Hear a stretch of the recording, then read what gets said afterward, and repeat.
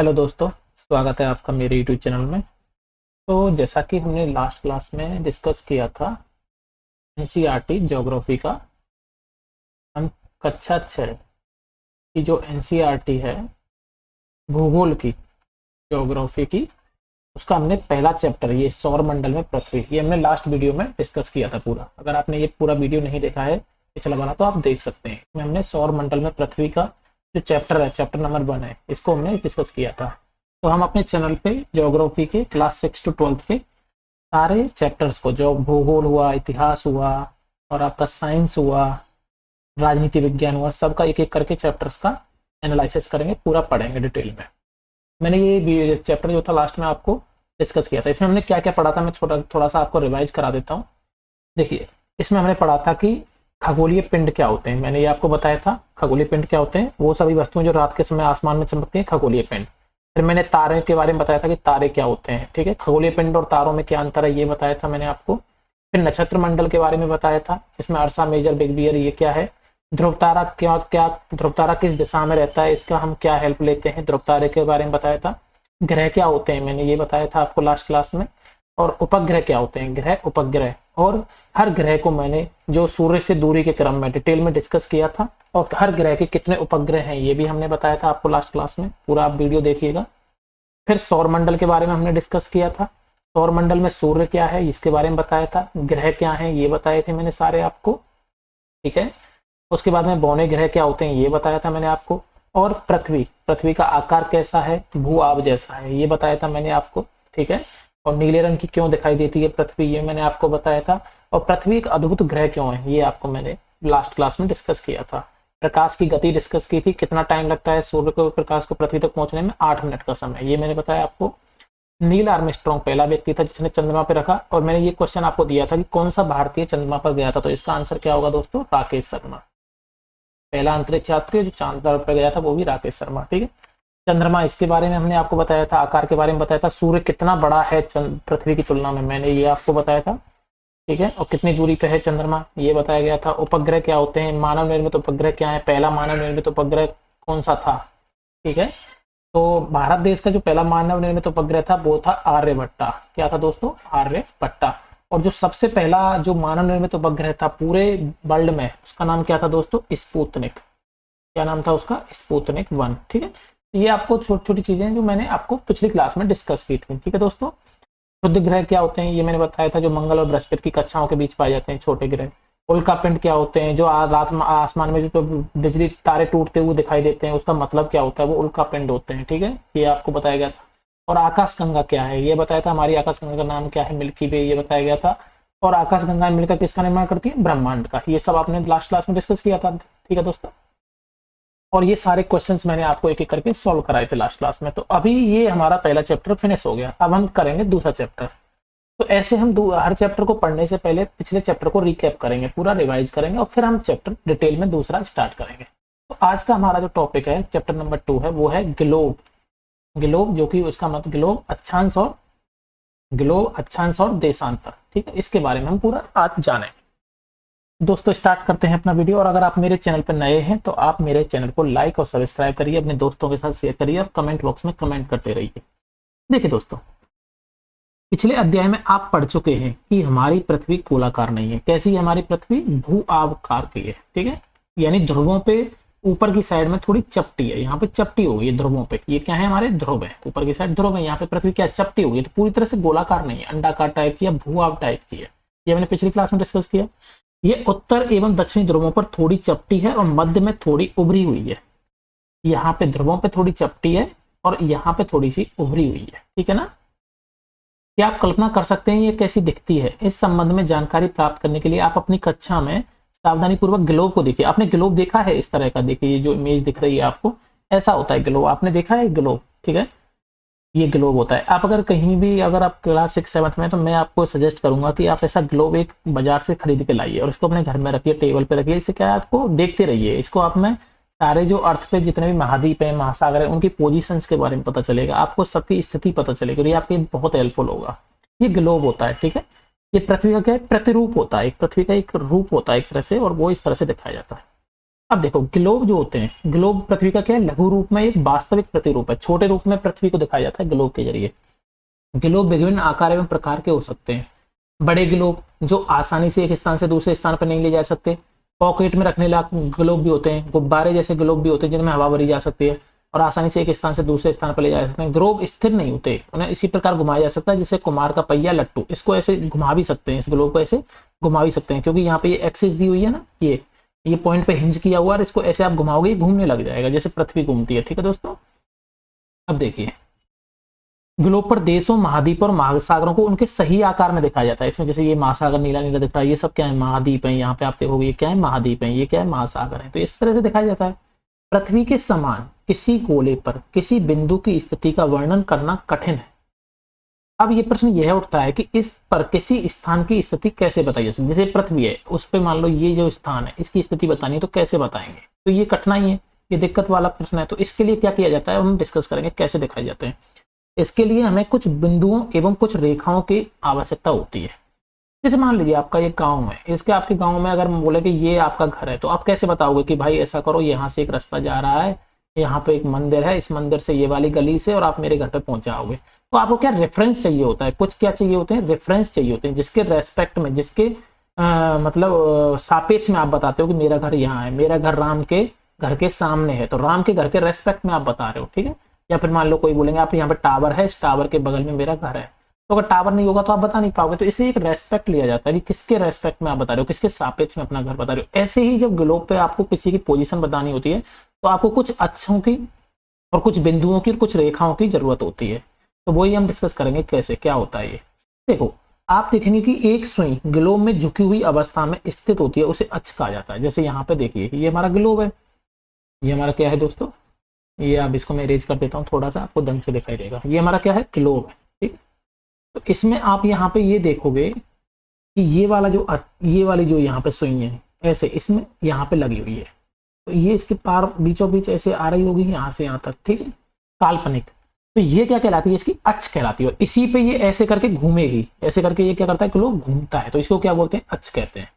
तो एक सुई ग्लोब में झुकी हुई अवस्था में स्थित होती है और उसे कहा जाता है अक्ष।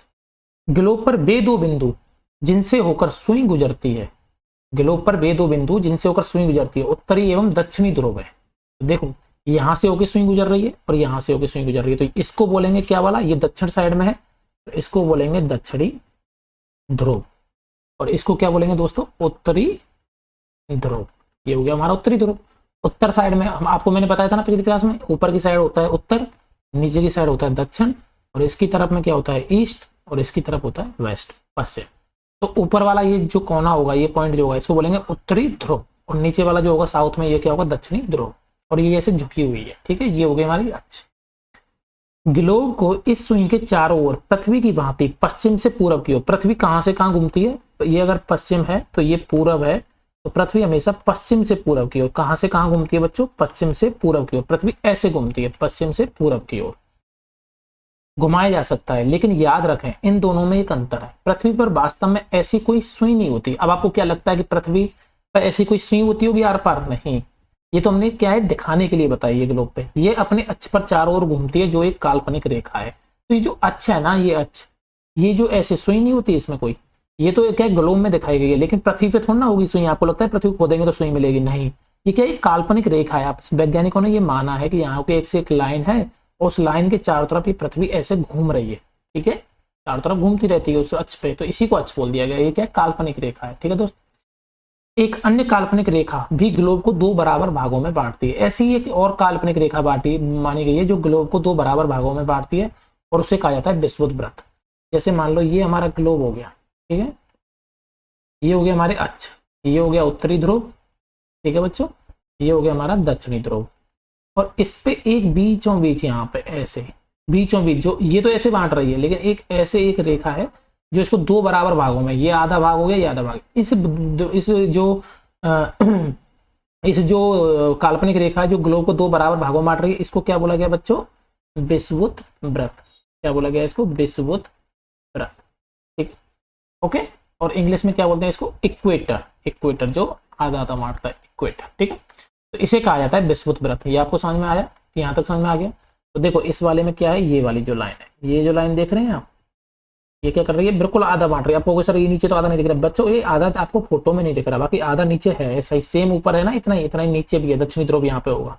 तो ये जो लाइन है ये 0 डिग्री वाली, इसको क्या बोला गया है बच्चों, विषुवत व्रत रेखा। ठीक है, पृथ्वी की, अब ये भी काल्पनिक है, ऐसा मत समझना कि आप पृथ्वी पे या ग्लोब पे ऐसे कोई रेखा, ग्लोब पे बना आप दिखा सकते हैं, लेकिन पृथ्वी पे ऐसी कोई रेखा नहीं है। ये हमने मानी है कि जो रेखा पृथ्वी को आधे बराबर 2 भागों में बांटती है उसको क्या बोला गया है, विषुवत व्रत। पृथ्वी के उत्तर में स्थित आधे भाग को बोलते हैं उत्तरी गोलार्ध। तो ये जो आधा भाग है, जो इधर की साइड में जो आधा भाग है, इसको क्या बोलते हैं, उत्तरी गोलार्ध। गोले का आधा, गोलार्ध, गोला प्लस आधा यानी आधे गोले का आधा, और चूंकि उत्तर दिशा में है इसलिए क्या बोला गया इसको, उत्तरी गोलार्ध। और इसको क्या बोलते हैं, उत्तरी ध्रुव। ऐसे नीचे क्या होगा आपका, दक्षिणी ध्रुव, और नीचे वाले भाग को क्या बोलेंगे बच्चों, दक्षिणी गोलार्ध, क्योंकि वो दक्षिण में है और गोले का आधा है, तो वो क्या हो जाएगा आपका दक्षिणी गोलार्ध। ठीक है, और दक्षिण वाले आधे भाग को क्या बोलेंगे, दक्षिणी गोलार्ध। ये दोनों बराबर के आधे भाग हैं, ये दोनों बराबर के आधे भाग हैं। इस प्रकार विषुवत व्रत पृथ्वी पर एक काल्पनिक व्रत बनाती है। तो इस प्रकार जो विषुवत व्रत है वो पृथ्वी पर क्या बनाती है, काल्पनिक व्रत बनाती है। ये आप देख रहे हैं इस तरह से, ये पूरा ऐसे पीछे तक होगा, ये ऐसे करके एक गोला बन जाएगा, ठीक है, एक व्रत बन जाएगा, गोला नहीं व्रत, तो काल्पनिक व्रत बनाती है। एवं यह पृथ्वी पर विभिन्न स्थानों की स्थिति बताने का सबसे महत्वपूर्ण संदर्भ बिंदु है। और इसी के रेस्पेक्ट में हम क्या करेंगे, कोई भी स्थान की अगर स्थिति बतानी है तो हम क्या कहेंगे कि वो उत्तरी गोलार्ध में है या दक्षिणी गोलार्ध में। तो ऐसे पता कर पाएंगे पहले तो भाई, हमें कोई पॉइंट पता करना है कि मान लो कि आपका देश किस साइड में है, तो आप पहले क्या बताओगे कि वो उत्तरी गोलार्ध में या दक्षिणी गोलार्ध में। अगर इस विषुवत व्रत के नीचे होगा तो दक्षिणी गोलार्ध में, और ऊपर होगा तो उत्तरी गोलार्ध में। तो आपको एक लाइन मिल गई जिसके रेस्पेक्ट में आप बता सकते हो कि आपका जो कोई भी बिंदु आप पता लगाना चाहते हो, कोई भी पॉइंट पता लगाना चाहते हो, कोई भी देश पता लगाना चाहते हो, कोई भी महासागर पता लगाना चाहते हो, कोई भी द्वीप पता लगाना चाहते हो, वो किधर है, तो आप कैसे बता पाओगे बच्चों, इस विषुवत व्रत के सापेक्ष में कि वो उत्तरी गोलार्ध में है या दक्षिणी गोलार्ध में है। ये सब हम सीखेंगे, आपको पहले धीरे धीरे समझते रहिए, मैं आपको सब बताऊंगा। विषुवत व्रत से ध्रुवों तक स्थित सभी समानांतर व्रतों को क्या कहते हैं, अक्षांश समानांतर रेखा। जैसे ये एक रेखा हो गई, विषुवत व्रत की रेखा हो गई, ये कौन सी हो गई, एक रेखा हो गई। ऐसे ही इसी के समानांतर एक रेखा और होगी, ऐसे ये रही, फिर एक और रेखा होगी, ऐसे बहुत सारी रेखाएं होंगी ऐसे, ठीक है, ऐसे करके बहुत सारे। इन रेखाओं को क्या बोला जाएगा बच्चों, अक्षांश रेखाएं। इनको क्या बोलते हैं हम बच्चों, अक्षांश या फिर समानांतर रेखाएं, या फिर क्या बोलते हैं, समानांतर रेखाएं। ठीक है बच्चों, यहां तक आपको समझ पड़ा। अक्षांश रेखाएं क्या होती हैं, विषुवत व्रत के समानांतर, समानांतर का मतलब क्या होता है, ऐसे ये इसके पैरेलल समानांतर ये रेखा, ये इसकी रेखा। तो ये अगर ये विषुवत व्रत है तो इसके समानांतर जो रेखाएं होंगी वो क्या कहलाएंगी, अक्षांश रेखाएं। यहां तक आपको समझ में आ गया अक्षांश रेखाएं क्या होती हैं। और सॉरी, अक्षांशों को किसमें मापा जाता है, अंश में मापा जाता है। अक्षांशों को किसमें मापा जाता है बच्चों, अंश में। जैसे 0 डिग्री अंश, 20 डिग्री उत्तरी अंश, 40 डिग्री ऐसे। विषुवत व्रत 0 अंश अक्षांश को दर्शाती है। तो अभी जो विषुवत व्रत है, ये वाला जो विषुवत व्रत है, इसको मैं थोड़ा सा आपको इरेज कर देता हूँ बच्चों, ठीक है, ये आपको थोड़ा सा बहुत ज्यादा लिख के इसमें देखो, थोड़ा सा इसको इरेज करिए। देखो ये जो विषुवत व्रत है हमारा, ठीक है, ये जो हमारा विषुवत व्रत है, ये कौन सा अक्षांश है, 0 डिग्री अक्षांश। तो विषुवत व्रत को कौन सा अक्षांश माना जाता है, 0 डिग्री, यानी यहां से कहीं से तो स्टार्ट करनी थी, तो विषुवत व्रत से हमने स्टार्ट किया और विषुवत व्रत को माना 0 डिग्री अक्षांश, ठीक है। और इससे अब ऊपर की तरफ बढ़ते जाएंगे तो अक्षांश बढ़ते जाएंगे और नीचे की तरफ बढ़ते जाएंगे, ठीक है। अब क्या होगा, क्योंकि विषुवत व्रत से दोनों तरफ ध्रुवों के बीच की दूरी पृथ्वी के चारों ओर के व्रत का 1/4 है, अतः इसका माप होगा 360 डिग्री अंश, यानी 1/4 यानी 90 अंश। अब आप ऐसे सोचो, इसको आप लाइन को कैसे समझेंगे। देखो ये हमारा मान लो पृथ्वी है और ये मैं आपको वैसे ही दिखा रहा हूँ, ये विषुवत व्रत है, यहाँ पे हो गया 0 डिग्री। अब हम ऊपर की तरफ बढ़ते जाएंगे तो यहाँ तक आने में कितना एंगल होगा। आप ऐसे सोचो, अगर इसमें एक ऐसे लाइन होती, ऐसे एक व्रत होता, तो पूरे व्रत का कोण कितने का होता है, ऐसे पूरे व्रत का कोण कितने का होता है, ये अंदर वाला पूरा व्रत का कोण 360 डिग्री होता है कि नहीं होता बच्चों। आपको पता है पूरे व्रत का जो चारों तरफ का कोण होता है 360 डिग्री होता है, क्योंकि 90 डिग्री ये हो गया, इधर बड़ा ले लेते हैं। देखो 90 डिग्री 90 डिग्री 90 डिग्री 90 डिग्री, तो कितना हो गया बच्चों, 90 90 90 90 360 डिग्री। तो 360 डिग्री कौन बनाता है। लेकिन अगर यहाँ से विषुवत व्रत से आप इस वाले उत्तरी ध्रुव के पॉइंट तक जा रहे हो, ये वाला एंगल आपको पता करना है, केवल इतना कितना एंगल होगा। तो आपको पता है कि ये 4 हिस्सों से मिलकर पूरा व्रत बन रहा है, तो ये तो 1/4 है, तो 1/4 मतलब 360 का चौथा हिस्सा, तो कितना आएगा बच्चों 90 डिग्री। यानी कि यहाँ से यहाँ तक जो एंगल्स होंगे वो कितने होंगे, जो कोण होंगे वो कितने होंगे 0 डिग्री से लेके 90 डिग्री तक होंगे। इसीलिए ये इसमें बोला गया है कि चूंकि विषुवत वृत्त से दोनों तरफ ध्रुवों के बीच की दूरी पृथ्वी के चारों ओर के वृत्त का क्या है 1/4 है, तो ये जो दूरी है ये केवल 1/4 है पूरे वृत्त की। तो अतः इसका माप जो होगा वो 90 डिग्री है, 90 अंश होगा। इस प्रकार 90 अंश उत्तरी अक्षांश उत्तरी ध्रुव को बताएगा और 90 अंश दक्षिणी अक्षांश दक्षिणी ध्रुव को। तो ये जो उत्तरी ध्रुव है इसका जो पॉइंट होगा ये इसका कौन सा कोण होगा, ये होगा 90 डिग्री। 90 डिग्री क्योंकि ऐसे बढ़ते जाओगे 0 फिर 10 डिग्री 20 डिग्री 40 डिग्री 60 डिग्री और यहाँ पे आके क्या आ जाएगा बच्चों 90 डिग्री उत्तरी अक्षांश। ऐसे ही जब दक्षिणी ध्रुव का जो पॉइंट है यहाँ का दक्षिणी ध्रुव वाला पॉइंट है ये कौन सा होगा 90 डिग्री दक्षिणी अक्षांश। यहाँ तक आपको कोई दिक्कत नहीं है, समझ में आ गया ना बच्चों। अगर आपको समझ में नहीं आया कमेंट बॉक्स में बताना, मैं आपको दोबारा बता दूंगा। तो यहाँ तक आ गया होगा, बहुत आसान है। इस प्रकार विषुवत वृत्त के उत्तर की सभी समानांतर रेखाओं को उत्तरी अक्षांश कहा जाता है। तो जो विषुवत वृत्त है, ये हमारा जो विषुवत वृत्त है, ये जो सारी जो अक्षांश रेखाएं होंगी विषुवत वृत्त के समानांतर जो उत्तर में होंगी उनको क्या बोलेंगे उत्तरी अक्षांश। तो ये वाली रेखाएं क्या हो जाएंगी हमारी उत्तरी अक्षांश और दक्षिण वाली क्या कहलाएंगी दक्षिणी अक्षांश। विषुवत वृत्त के दक्षिण स्थित सभी समानांतर रेखाओं को क्या कहा जाएगा दक्षिणी अक्षांश। तो अब आपको अक्षांश समझ में आ गया कि अक्षांश होते क्या है, ठीक है। और आपको क्या समझ में आया, अक्षांश समझ में आ गया और यहाँ से आपको उत्तरी अक्षांश समझ में आ गया, उत्तरी अक्षांश क्या है और दक्षिणी अक्षांश क्या है। और जो उत्तरी ध्रुव है उसका जो अक्षांशों में वैल्यू है वो कितनी होगी 90 डिग्री उत्तरी अक्षांश, और जो दक्षिणी ध्रुव है उसकी वैल्यू कितनी होगी 90 डिग्री दक्षिणी अक्षांश। ठीक है, यहाँ तक आपको समझ में आ गया ये बच्चों, है ना। तो ये तो आपने समझ लिया, ठीक। अब देखो, इसलिए प्रत्येक अक्षांश के मान के साथ उसकी दिशा यानी उत्तर या दक्षिण को भी लिखा जाएगा। यानी अक्षांश जब भी लिखा जाएगा उसके साथ या तो उत्तरी अक्षांश आएगा या फिर दक्षिणी अक्षांश आएगा, तभी आपको पता चलेगा ना वो उत्तर में है या दक्षिण में है। अब मैं कहूँ कि 30 डिग्री, तो 30 डिग्री से 30 डिग्री अक्षांश, तो आपको पता नहीं चलेगा ना 30 डिग्री तो इधर दक्षिण में भी है 30 डिग्री उत्तर में भी है, तो कौन सा वाला है, इसलिए उसके साथ क्या लिखा जाएगा 30 डिग्री उत्तरी अक्षांश या 30 डिग्री दक्षिणी अक्षांश। ठीक है ना बच्चों, तब आपको पता चलेगा कि वो उत्तर में है या दक्षिण में। सामान्यतः से उत्तरी या दक्षिणी अक्षर से व्यक्त किया जाता है। उदाहरण के लिए महाराष्ट्र में चंद्रपुर एवं ब्राजील दक्षिणी अमेरिका में बेलो होरिजेंटो दोनों एक ही अक्षांश 20 डिग्री पर अक्ष पर स्थित है, लेकिन चंद्रपुर विषुवत वृत्त के 30 डिग्री उत्तरी अक्षांश में एवं बेलो होरिजेंटो विषुवत वृत्त के 20 दक्षिणी अक्षांश में स्थित है। देखो इसका मतलब मैं आपको बताता हूँ, देखो ये ऐसे करके हमारा पृथ्वी है, ठीक है। आपको पता होना चाहिए हमारा भारत उत्तरी अक्षांश में आता है, ये बाद में मैं आपको बताऊंगा डिटेल में। तो उसने कहा है कि जो 20 डिग्री उत्तरी अक्षांश है, यहाँ पे जो महाराष्ट्र का जो कौन सा पॉइंट बोला है चंद्रपुर, महाराष्ट्र का जो चंद्रपुर है वो 20 डिग्री किस पे आता है बच्चों उत्तरी अक्षांश में। अब लेकिन 20 डिग्री आप दक्षिणी अक्षांश में देखोगे तो वो कौन सा पॉइंट बताया उसने ब्राजील, ब्राजील 20 डिग्री दक्षिणी अक्षांश में।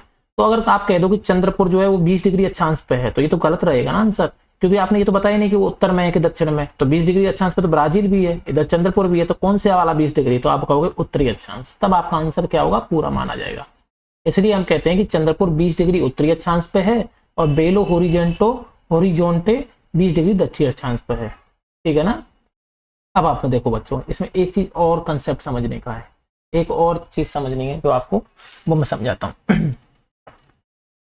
जैसे ये हमारा मान लो गोला है, ठीक है। अब गोलों को देखिए, गोले को देखिए, ये हमारा गोला है, ये हमारी पृथ्वी है, ठीक है। ये हमारा क्या हो गया 0 डिग्री अक्षांश हो गया, जिसको क्या बोलते हैं हम विषुवत वृत्त बोलते हैं, तो है। अब इससे जो वृत्त होंगे ऐसे ऐसे जो इसके पैरेलल जो रेखाएं होंगी, क्या आपको लगता है कि इनकी इनकी जो दूरी, इनकी जो वो होगी क्या बोलते हैं इसकी जो लंबाई होगी इन रेखाओं की, क्या सेम होगी? सबसे बड़ी कौन सी होगी 0 डिग्री वाली। उसके बाद ये लाइन क्या छोटी होती जाएंगी कि नहीं होती जाएंगी। तो जैसे जैसे ध्रुवों की तरफ जाएंगे, ये गोला जो होगा, ये गोला जो बन रहा होगा इस वृत्त पे, आप एक लट्टू लीजिए, उस पर ऐसे गोला मार्क कीजिए और आप देखिए कि 0 डिग्री विषुवत वृत्त वाला सबसे बड़ा गोला होगा, सर्किल होगा, सॉरी वृत्त होगा। उसके बाद जो ऊपर वाला वृत्त होगा वो छोटा हो जाएगा, फिर उससे ऊपर वाला और छोटा, फिर ये और छोटा, फिर यहाँ पे जाके तो छोटा, और यहाँ पे ध्रुवों पे जाके क्या हो जाएगा एक बिंदु हो जाएगा। तो हम कह सकते हैं कि जैसे जैसे हम विषुवत वृत्त से दूर जाते हैं अक्षांशों का आकार क्या होता है बच्चों घटता जाता है। ये आपको याद रखना है, ये बहुत इंपॉर्टेंट कंसेप्ट है कि विषुवत वृत्त से अगर हम ऐसे दूर जाएंगे, ऊपर जाएं या नीचे जाएं, तो जो ये हमारे अक्षांश है इनका आकार क्या होगा बच्चों घटता जाएगा, इन आकार क्या होगा घटता जाएगा। ये मैं आपको डिटेल में अभी ये क्या है कर्क रेखा ये सब मैं बताऊंगा। यहाँ तक आपको समझ में आ गया बच्चों कि आकार क्या होता है घटता जाता है। अक्षांशों से 0 डिग्री अक्षांश से दूर जाने पर, विषुवत वृत्त से दूर जाने पर, चाहे हम उत्तर में जाएं चाहे हम दक्षिण में जाएं, आकार क्या होता है घटता जाता है। तो यहाँ तक आपको समझ में आ गया।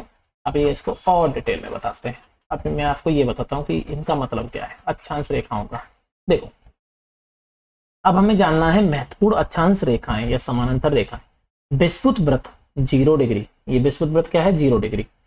उत्तरी ध्रुव 90 डिग्री उत्तरी, ये जो उत्तरी ध्रुव है ये मैंने आपको क्या बताया था, ये है 90 डिग्री, यानी कि लास्ट में जो पॉइंट है ये क्या होगा 90 डिग्री उत्तरी अक्षांश। ठीक है बच्चों, 90 डिग्री उत्तरी अक्षांश। और यहाँ पे क्या होगा ये वाला पॉइंट, ये होगा 90 डिग्री दक्षिणी अक्षांश, 90 डिग्री दक्षिणी अक्षांश। और इसको क्या बोला जाता है दक्षिणी ध्रुव, और 90 डिग्री उत्तरी अक्षांश को क्या बोला जाएगा उत्तरी ध्रुव। ये एक बिंदु हो जाएगा, आपको लग रहा है ना ये वृत्त जो है सर्कल छोटे होते जाएंगे होते होंगे, यहाँ पे और होंगे और छोटा होगा और छोटा होगा, लास्ट में क्या हो जाएगा एक पॉइंट हो जाएगा। ठीक है बच्चों, ये अतिरिक्त 4 महत्वपूर्ण अक्षांश है, रेखाएं भी हैं। अब देखो ये 4 महत्वपूर्ण अक्षांश रेखाएं भी होती हैं। सबसे इंपॉर्टेंट जो है वो है 23.5 डिग्री उत्तरी अक्षांश, यानी कि विषुवत वृत्त क्या है 0 डिग्री पे है, तो इससे और ऊपर जाने पे यहाँ 23.5 डिग्री पे एंगल पे ये जो अक्षांश रेखा है जिसको बोला गया है 23.5 डिग्री उत्तरी अक्षांश, इस रेखा को क्या बोला जाता है बच्चों कर्क रेखा। आपने सुना होगा ना कर्क रेखा, इसको क्या बोला जाता है कर्क रेखा, और इंग्लिश में क्या बोला जाता है कैंसर। इंग्लिश में क्या बोला जाता है कैंसर, ठीक है, ट्रॉपिक ऑफ कैंसर। ठीक है, तो ये 23.5 डिग्री उत्तरी अक्षांश वाली रेखा को क्या बोला जाता है कर्क रेखा। और ये जो रेखा है ये आप जो देख रहे हैं ये 66.5 डिग्री पे बनी हुई है। ये कहाँ पे बनी हुई है 66.5 डिग्री पे। ठीक है, 66.5 डिग्री पे बनी हुई है ना, इसको बोला जाता है उत्तरी शीत कटिबंध। ठीक है, एक जो नीचे की तरफ साउथ में सेम 23.5 डिग्री पे जो रेखा बन रही है इसको क्या बोला जाता है मकर रेखा। इसको क्या बोलते हैं बच्चों मकर रेखा, और इंग्लिश में क्या बोलते हैं कैप्रिकॉर्न। इंग्लिश में क्या बोलते हैं कैप्रिकॉर्न, ट्रॉपिक ऑफ कैप्रिकॉर्न, इसको बोलते हैं ट्रॉपिक ऑफ कैंसर। ठीक है, यहाँ तक आपको समझ में आया। 23.5 डिग्री पे जो उत्तरी अक्षांश पे जो रेखा बन रही है उसको बोला जाएगा कर्क रेखा, और जो 23.5 डिग्री दक्षिणी अक्षांश वाली जो रेखा है इसको क्या बोला जाएगा बच्चों मकर रेखा। और ये 0 डिग्री वाली क्या बोली जाती है विषुवत वृत्त। ठीक है, और जो 23.5 डिग्री दक्षिण में जो ये रेखा बन रही होगी, आपको ये ऐसे मत समझना, ये ऐसे सर्किल्स हैं, सर्किल बन रहे हैं, इसको क्या बोला जाएगा 66.5 डिग्री दक्षिणी अक्षांश वाली को दक्षिणी शीत कटबंध, दक्षिणी शीत कटबंध। और इधर उत्तर वाले को क्या बोला जाएगा उत्तरी शीत कटबंध। ठीक है, शीत क्यों है आपको शीत नाम से समझ में आ रहा है ना, शीत क्या है, शीत मतलब इधर ठंड पड़ रही है, ध्रुवों पे क्या होता है बर्फ रहती है, यहाँ पे सबसे ज्यादा ठंड पड़ती है क्योंकि यहाँ सूर्य का प्रकाश पहुंच नहीं पाता। ये मैं आगे जाके बड़ी क्लासों में डिस्कस करूंगा मैं आपको, आपके वाला भी बेसिक समझते रखिए। ठीक है बच्चों, तो आपको 4 रेखाएं समझ में आई। उत्तरी गोलार्ध में कर्क रेखा, कर्क रेखा क्या है बच्चों अब याद हो गया आपको 23.5 डिग्री उत्तरी अक्षांश, और दक्षिणी गोलार्ध में मकर रेखा जो कि सेम है 23.5 डिग्री लेकिन दक्षिणी अक्षांश। विषुवत वृत्त के 66.5 डिग्री उत्तर में तो उत्तरी ध्रुव वृत्त, और विषुवत रेखा के 66.5 डिग्री दक्षिण में क्या हो जाएगा बच्चों दक्षिणी ध्रुव वृत्त। तो 4 रेखाएं आपको पता चल गई, कर्क रेखा, मकर रेखा, उत्तरी ध्रुव वृत्त, और आपका क्या हो जाएगा बच्चों दक्षिणी ध्रुव वृत्त। 4 रेखाएं आपको पता चल गई कि नहीं चल गई। ठीक है, इसका भी 23.5 डिग्री उत्तर 23.5 डिग्री दक्षिण, ये 66.5 डिग्री उत्तर और 66.5 डिग्री दक्षिण रेखा। ठीक है, अब देखो अब हम कुछ नई चीज जानते हैं, वो है पृथ्वी के ताप कटिबंध, ताप कटिबंध। ठीक है, देखो कर्क रेखा और मकर रेखा के बीच के सभी अक्षांशों पर सूर्य वर्ष में एक बार दोपहर में सिर के ठीक ऊपर होता है, इसलिए इस क्षेत्र में सबसे अधिक ऊष्मा प्राप्त होती है और इसे उष्ण कटिबंध कहा जाता है। अभी आपको ये समझ में आएगा क्या कहना चाह रहा हूं, इस चीज को आप ढंग से समझ। देखो जैसे कि मान लीजिए ये हमारा सूरज है। ठीक है बच्चों, सूरज बहुत बड़ा है लेकिन मैं यहाँ छोटा दिखा रहा हूं, ये हमारा सूरज है और ये हमारी पृथ्वी ऐसे है, ये हमारी पृथ्वी कैसे ऐसे। ठीक है, ऐसे मान लीजिए, और ये इसके चारों तरफ क्या कर रही है बच्चों चक्कर लगा रही है। ठीक है, चक्कर लगा रही है, इसकी जो रोशनी होगी सबसे ज्यादा कहाँ पे आएगी, सबसे ज्यादा तेज कहाँ पे पड़ेगी, यहाँ इस वाले पॉइंट पे सबसे ज्यादा सीधी किरणें पड़ेंगी, और इधर की तरफ जो किरणें होंगी वो तिरछी होती जाएंगी कि नहीं होती जाएंगी बच्चों इन वाले पॉइंट पे। तो सबसे ज्यादा जो रोशनी होगी, सबसे ज्यादा धूप जो आएगी वो यहाँ पे आएगी, सबसे ज्यादा ताप इस क्षेत्र को मिलेगा, सबसे ज्यादा गर्म ये वाला क्षेत्र होगा 0 डिग्री वाला, और इसको क्या बोलते हैं विषुवत वृत्त। यहाँ तक आपको समझ में आया। और इन वाले जो ध्रुव वाले पॉइंट है इन पे क्या होगा कम प्रकाश आएगा, कम ताप आएगा, तो ये वाले क्षेत्र सबसे कम गर्म होंगे, तो इसलिए यहाँ पे क्या पाई जाती है बच्चों बर्फ पड़ती है यहाँ पे। इन्हीं को ध्रुव बोला जाता है, उत्तरी ध्रुव और दक्षिणी ध्रुव। ठीक, तो यही कहना चाह रहा है कि जो सबसे ज्यादा जो धूप पड़ती है, सबसे ज्यादा जो सूरज होता है वर्ष में एक बार, क्योंकि हम ऐसे घूम रहे हैं ना, तो हर पॉइंट पे एक एक करके आएगा, तो वर्ष में एक बार जो सूरज होता है सिर के ठीक ऊपर होता है, इसलिए इस क्षेत्र में सबसे अधिक ऊष्मा प्राप्त होती है। वो किस वाले क्षेत्र में? कर्क रेखा, यहाँ पे 23.5 डिग्री कर्क रेखा और 23.5 डिग्री दक्षिण में मकर रेखा। तो कर्क रेखा और मकर रेखा के बीच में सबसे ज्यादा धूप पड़ती है। ठीक है बच्चा, सबसे ज्यादा रोशनी आती है, सबसे ज्यादा ऊष्मा मिलती है, इसलिए यहाँ पे ये क्षेत्र क्या होगा? गर्म होगा। गर्म को क्या बोलते हैं बच्चों? उष्ण बोलते हैं। इसलिए जो कर्क रेखा और मकर रेखा का जो बीच का जो क्षेत्र होगा उसको क्या बोला जाएगा? उष्ण कटिबंध। क्या बोला जाएगा बच्चों? उष्ण कटिबंध। ये आपको समझ में आया? उष्ण कटिबंध उष्ण कटिबंध क्या है? ठीक है, अब देखो, कर्क रेखा तथा मकर रेखा के बाद किसी भी अक्षांश पर दोपहर का सूर्य कभी भी सिर के ऊपर नहीं होता। कर्क रेखा और मकर रेखा, ये हमारी कर्क रेखा हो गई, यहाँ पे ये तो 0 डिग्री, ये कर्क रेखा और मकर रेखा, इसके बाद के ये वाले अक्षांश और ये वाले अक्षांश। ठीक है, किसी भी अक्षांश पर जो दोपहर का जो सूरज होगा वो कभी भी सिर के ऊपर ठीक ऊपर नहीं होगा। ध्रुव की क्या कर, ध्रुव की तरफ सूर्य की कैसी किरणें पड़ती है? तिरछी होती जाती हैं। इस प्रकार उत्तरी गोलार्ध में कर्क रेखा एवं उत्तर ध्रुवव्रत एवं दक्षिण गोलार्ध में मकर रेखा एवं दक्षिण ध्रुवव्रत के बीच वाले क्षेत्र का तापमान मध्यम रहता है, इसलिए इन्हें क्या कहते हैं? शीतोष्ण कहते हैं। तो आपको यहाँ पे मैं बताया था ना, देखो यहाँ पे ये देख, ये वाला मैं आपको बताने वाला था ना, यहाँ पे ये देख, तो समझिए अब ये जो ताप कटिबंध है ये समझिए। देखो ये तो विषुवत हो गया और ये हमारी कर्क रेखा होगी, मकर रेखा। तो यहाँ पे तो सूर्य की किरणें क्या हो रही हैं? ज्यादातर सीधी पड़ रही हैं इसमें, तो इस वाले एरिया में। ठीक है, तो यहाँ पे तो तापमान ज्यादा रहेगा, तो ये जो पूरा एरिया होगा ये उष्ण कटिबंध का एरिया हो जाएगा, 23.5 डिग्री उत्तर से लेकर 23.5 डिग्री दक्षिण। लेकिन इसके बाद में और यहाँ तक उत्तरी ध्रुवव्रत, यहाँ पे किरणें तिरछी पड़ेंगी, यहाँ पे किरणें क्या पड़ेंगी? तिरछी पड़ेंगी। तो यहाँ का जो तापमान रहेगा वो मध्यम रहेगा, इस वाले तापमान से कम रहेगा। तो इसलिए इसको क्या बोला गया है? उत्तरी शीत और उष्ण। शीत और उष्ण मिलकर क्या बन गया? शीतोष्ण, यानी ठंडा भी है और गर्म भी है, यानी मध्यम है। और उष्ण उत्तरी शीतोष्ण कटिबंध। ऐसे ही इस साइड में ये दक्षिणी ध्रुवव्रत है 66.5 डिग्री वाला, और ये 23.5 डिग्री वाला जो मकर रेखा है, इन दोनों के बीच का जो एरिया होगा यहाँ पे भी किरणें तिरछी आएंगी। तो ये भी क्या होगा? दक्षिणी शीत उष्ण, मतलब ठंडा भी प्लस गर्म भी। तो ये भी क्या रहेगा? यहाँ का तापमान मध्यम। तो इसको क्या बोला गया बच्चों? दक्षिणी शीतोष्ण कटिबंध। ठीक है, तो ये आपको समझ में आया। ये बीच वाला एरिया क्या हो गया? उष्ण कटिबंध। ये हो गया उत्तरी शीतोष्ण कटिबंध, और ये वाला जो एरिया है यहाँ तक 66.5 डिग्री व्रत तक, ये कौन सा हो गया? दक्षिणी शीतोष्ण कटिबंध। तो यहाँ तक आपको समझ में आ गया। उत्तरी गोलार्ध में उत्तर ध्रुवव्रत एवं उत्तरी ध्रुव तथा दक्षिणी गोलार्ध में दक्षिणी ध्रुवव्रत एवं दक्षिणी ध्रुव के बीच के क्षेत्र में ठंड बहुत अधिक पड़ती है, क्योंकि यहाँ 36 से ज्यादा ऊपर नहीं आ पाता सूर्य, इसलिए ये शीत कटिबंध कहलाते हैं। अब बचा ये वाला जो पॉइंट है, ये वाला पॉइंट, ये वाला जो एरिया है, दक्षिणी ध्रुवव्रत ये वाला और ये दक्षिणी ध्रुव, इनके बीच में तो सूरज कभी की रोशनी बहुत ही कम आती है। यहाँ तो बहुत तिरछी हो जाएंगी सूरज की रोशनी, यहाँ तक पहुंच ही नहीं पाएंगी। तो यहाँ पे क्या है? सबसे ज्यादा ठंड पड़ती है, इसलिए इसको क्या बोला गया? दक्षिणी शीत कटिबंध। अपन अपनी बुक में देखिए, ऐसे ये वाला जो पॉइंट है, ऐसे क्या है? ये वाला जो पॉइंट है, ये उत्तरी ध्रुवव्रत और जो उत्तरी ध्रुव है इसके बीच वाला जो पॉइंट, ये एरिया है, ये वाला जो एरिया है, इसको क्या बोला गया? उत्तरी शीत कटिबंध। ये शीत हो गया पूरा पूरा, ये उष्ण है, ये शीत है, बीच में शीतोष्ण है। ऐसे ये उष्ण है, ये शीतोष्ण है, और ये शीत है। ठीक है, तो सबसे ज्यादा ठंड क्या पड़ रही है? ध्रुवों पे, क्योंकि वहां सूर्य का प्रकाश ही नहीं पहुंच रहा। भाई सूरज की रोशनी पड़ेगी तभी तो आपको उष्मा मिलेगी, तभी तो वहां पे गर्मी होगी। अब जहाँ पे सूरज की रोशनी नहीं पहुंच रही तो वहां पे गर्मी कैसे मिलेगी? वहां ठंडा हो जाएगा। तो ये क्या कहलाते हैं? शीत कटिबंध। तो आपने अभी तक क्या जाना? ये जाना कि उष्ण कटिबंध का कौन सा एरिया है। तो आप कहोगे सर विषुवत 0 डिग्री से लेके 23.5 डिग्री उत्तरी अक्षांश और 0 डिग्री से लेके 23.5 डिग्री जो दक्षिणी अक्षांश है, ये वाला जो एरिया है ये उष्ण कटिबंध है। और 23.5 डिग्री नॉर्थ से लेके 66.5 डिग्री नॉर्थ तक, और ऐसे ही साउथ में हो जाएगा 23.5 डिग्री साउथ से लेके 66.5 डिग्री साउथ तक, यानी कि ये कर्क रेखा से उत्तरी ध्रुवव्रत और ऐसे ही यहाँ पे मकर रेखा से दक्षिणी ध्रुवव्रत। ये वाला एरिया क्या हो जाएगा बच्चों? शीतोष्ण। और उसके बाद में क्या आएगा आपका? शीत कटिबंध। शीत कटिबंध क्या होगा? 66.5 से 90 डिग्री या उत्तरी ध्रुव, ऐसी 66.5 डिग्री साउथ से दक्षिणी ध्रुव, वो वाला एरिया क्या कहलाएगा? शीत कटिबंध। तो आपको ये कटिबंध समझ में आ गया आपको? ये क्या कहलाते हैं? ताप कटिबंध कहलाते हैं, ये ताप कटिबंध या एरिया। ठीक है, तो यहाँ तक आपको समझ में आ गया बच्चों, ये बहुत आसान था। ठीक है, आपको कोई भी डाउट है आप कमेंट बॉक्स में बताइएगा, और आपको अगर अच्छे से समझ में आ रहा है तो आप मेरे को यही बताएगा कि आपको समझ में आ रही हैं चीजें, जिससे हम और अच्छे से आगे पढ़ेंगे। ठीक है, अब देखो यहाँ तक आपको समझ में आया। अब हम अक्षांश आपने अच्छे से जान लिया। अभी तक आपने क्या जाना, अक्षांश जाना।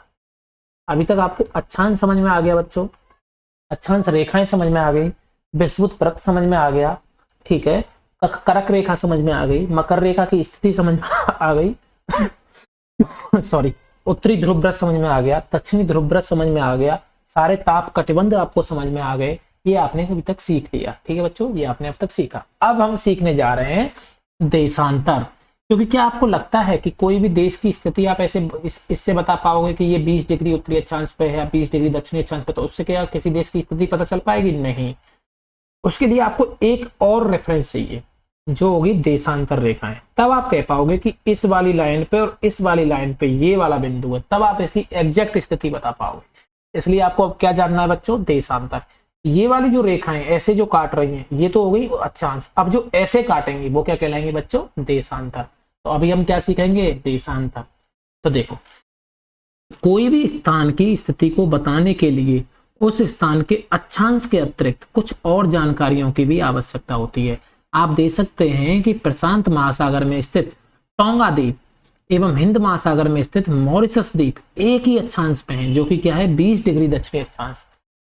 पर उनकी सही स्थिति जानने के लिए यह पता करना होगा कि उत्तरी ध्रुव को दक्षिण ध्रुव से जोड़ने वाली संदर्भ रेखा से पूर्व या पश्चिम की ओर इन स्थानों की दूरी कितनी है। अब देखो ये कहना क्या चाहता है, ये मैं आपको इस लाइन का मतलब समझाता हूं। ये हमारा अर्थ है, ठीक है, ये हमारा क्या हो गया बच्चों? 0 डिग्री।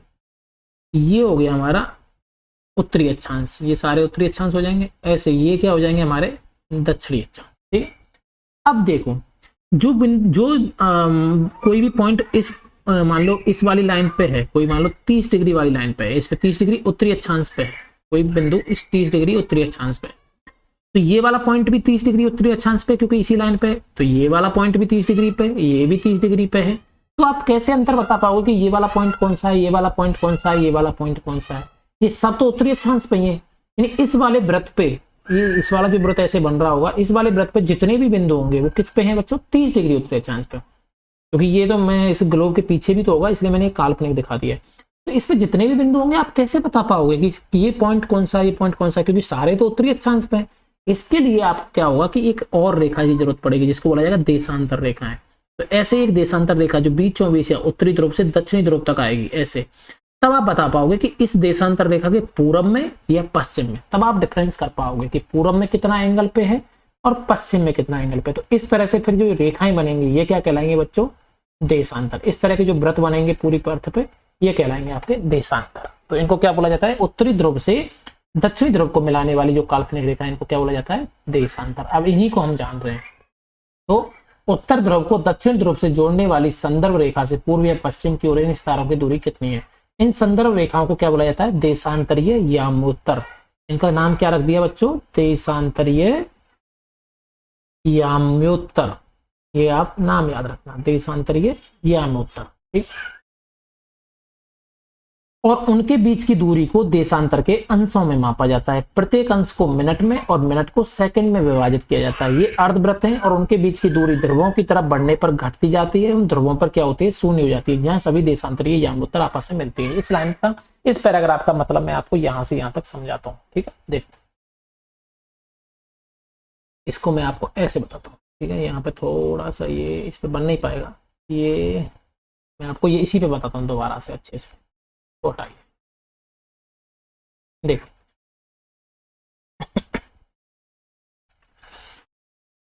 ये आपकी अर्थ है। ठीक है, ये बच्चों आपकी अर्थ है। ठीक, ये उत्तरी ध्रुव हो गया आपका। ये क्या है बच्चों? उत्तरी ध्रुव। और यहाँ पे क्या है आपको? दक्षिणी ध्रुव। उत्तरी ध्रुव से दक्षिणी ध्रुव को मिलाने वाली जो रेखा है, वृत्त है। तो ऐसे ये आप एक बॉल ले लीजिए, आप बॉल को इमेजिन करिए। ग्लोब समझ में आ रहा है आपको? आप इमेजिन कर पा रहे हो? तो उत्तरी ध्रुव से दक्षिणी ध्रुव, ऐसे ऐसे एक वृत्त बन रहा होगा, ऐसे एक लाइन आ रही होगी, ऐसे बॉल पे होती हुई, ग्लोब पे होती हुई, और ऐसे होके ये पीछे की साइड से भी जा रही होगी और यहाँ आके मिल रही होगी। तो आप समझ पा रहे हो, एक पूरा वृत्त बन पा रहा है। ठीक है, ये पूरा वृत्त बन जा रहा है। हाँ, तो हम बच्चे बता रहे थे आपको, ये उत्तरी ध्रुव है, दक्षिणी ध्रुव है, ये हमारा क्या है, व्रत बन जाता है। ठीक, इस तरह से ये लाइन आ रही है। ठीक है, आपको समझ में आया दोस्तों?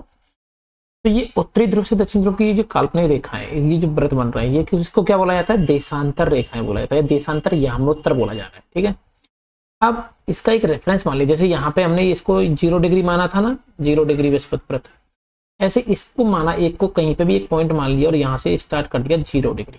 ठीक है, अब इसके इधर में जाएंगे, जो इसके इधर में एक और ऐसे सर्कल होंगे, एक और ऐसे सर्कल होगा, ऐसे ही एक और बनेगा। ठीक है बच्चों, ऐसे करके एक और सर्कल बन रहा होगा ना। ये जो पूरब की साइड वाले, जो इधर पूरब की साइड में, अगर इधर हम जा रहे हैं, आपको पता है इधर पूरब है, तो इधर वाले को क्या बोला जाएगा, पूर्वी यामांतर, पूर्वी देशांतर, पूरब की साइड जाएंगे तो। और सेम अगर इधर 0 डिग्री के इधर जाएंगे तो ये क्या कहलाएंगे बच्चों, पश्चिमी देशांतर यामोत्तर। ठीक है, तो यहां तक आपको समझ आया, ये हो जाएगा ईस्ट वाले और ये हो जाएंगे आपके वेस्ट वाले। ठीक है, अब ऐसे आप बढ़ते जाओगे, 0 degree, 1 degree, 2 degree, 3 degree, 4 degree, तो ऐसे करके आप इसके पीछे वाले व्रत तक आओगे तो कितना एंगल बना पाओगे, आप खुद सोचिए। 0 डिग्री, फिर यहाँ 20, 30 डिग्री, 90 डिग्री, यहाँ 90 डिग्री हो जाएगा, फिर और पीछे जाओगे 120 डिग्री, 130 डिग्री, और यहाँ तक आओगे, जो पीछे वाला इसका सर्कल होगा, यहाँ तक आओगे तो कितना हो जाएगा बच्चों, 180 डिग्री। तो आप 0 डिग्री से लेके 180 डिग्री ईस्ट यानी कि देशांतर रेखा, देशांतर तक जा सकते हो। ऐसे इधर में 0 डिग्री से पीछे से और आएंगे और 180 डिग्री, तो इधर क्या होंगे, 0 डिग्री से लेके 180 डिग्री वेस्ट। लेकिन इसमें आप एक चीज सोचिए, ये 0 डिग्री हो गई, यहाँ 1 डिग्री होगी, लेकिन जो 180 डिग्री ईस्ट वाली रेखा होगी और जो 180 डिग्री वेस्ट वाली रेखा होगी, क्या वो दोनों एक ही नहीं होंगी? क्योंकि आप ऐसे करते हुए 180 डिग्री यहाँ पहुंचोगे और इधर से भी 180 डिग्री यहाँ पहुंचोगे, तो वो दोनों जो रेखा पीछे वाली जो रेखा होगी वो तो एक ही होगी ना। ये तो आपको समझ में आया ना बच्चों? तो ये क्या होगी, एक ही लाइन होगी, 180 डिग्री ईस्ट बोलो या 180 डिग्री वेस्ट बोलो। ठीक है, तो आप कहां तक जा सकते हो, 179 डिग्री ईस्ट तक जा सकते हो और 179 डिग्री वेस्ट तक जा सकते हो। उसके बाद 180 डिग्री तो सेम आएगा, चाहे उसको ईस्ट बोलो या वेस्ट बोलो। ठीक है, अब एक चीज और समझानी है मुझे, ये क्या होगी, हमारी यामोत्तर रेखाएं होंगी, ऐसे कर करके यहाँ पे और होंगी, ऐसे करके ऐसे होंगी, फिर यहाँ और होंगी, ऐसे करके यहाँ भी होंगी, पश्चिम में होंगी, ऐसे बहुत सारी 180 डिग्री। अब इनकी जो बीच की दूरी है, आप देख रहे हो यहाँ पे जो बीच की दूरी है वो ज्यादा है और ऊपर की तरफ ध्रुवों की तरफ जा रहे हैं, तो ये दूरी जो है कम होती जा रही है, यहाँ पे कम होती जा रही है। इन जो यामोत्तर देशांतर है, इनके बीच की दूरी ध्रुवों की साइड में क्या होती है, कम हो रही है। जैसे आप ऐसे देखो, यहाँ से ये खींचा और एक ऐसे खींचा, तो ये जो दूरी है आप देख रहे हो यहाँ सबसे ज्यादा है बृहस्पति व्रत पे। उसके बाद जब ऊपर जाएंगे चाहे नीचे जाएंगे, दूरी क्या होगी, कम होती जाएगी, यानी ध्रुवों की तरफ जाने पर जो देशांतर है उनके बीच की दूरी क्या होगी, घटती जाएगी। ठीक है, लेकिन अक्षांशों में ऐसा नहीं था, अक्षांशों में ये जो दूरी थी, इन दोनों के बीच की दूरी थी वो सेम थी। ठीक है, इन दोनों के बीच की दूरी क्या थी, सेम थी। लेकिन देशांतर में क्या, ध्रुवों की तरफ जाने पर दूरी क्या होती है, कम होती जाती है। अक्षांशों में क्या था कि जो व्रत की जो लंबाई है, ये जो लंबाई थी ये छोटी होती जा रही थी ध्रुवों की तरफ जाने पे। लेकिन देशांतरों में क्या है, उनके बीच की दूरी क्या होती है, कम होती जाती है। तो यही बताया है कि उनके बीच की दूरी ध्रुवों की तरफ बढ़ने पर क्या होगी, घटती जाती है, और ध्रुवों पे जाके क्या होगी, शून्य हो जाएगी। ध्रुवों पे तो क्या होगा कि ऐसा लगेगा कि आपको सारे जो पॉइंट है वो एक ही जगह से, सारी रेखाएं जो यामोत्तर है वो एक ही जगह से निकल रही है। ठीक है, अक्षांश समानांतर रेखाओं से भिन्न सभी देशांतरीय यामोत्तरों की लंबाई समान होती है, लेकिन आपने देखा था कि जो अक्षांश है उनकी लंबाई जो थी, ये जो लंबाई थी ध्रुवों की तरफ जाने पर कम होती जा रही थी, लेकिन देशांतरों की लंबाई आप देखोगे कोई सी भी हो, उसकी लंबाई सबकी क्या होगी, बराबर होगी।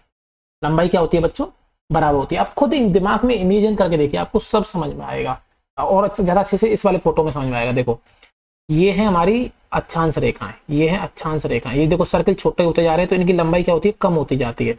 जबकि देशांतर रेखाएं, ये इस रेखा की लंबाई लीजिए, देशांतर है, इसकी लीजिए लंबाई, लंबाई सबकी सेम होगी, लेकिन ध्रुवों की तरफ ये दूरी जो है, देशांतरों के बीच की ध्रुवों की तरफ दूरी क्या कम होती जाती है। बस ये अंतर है, ये आपको ध्यान रखना है।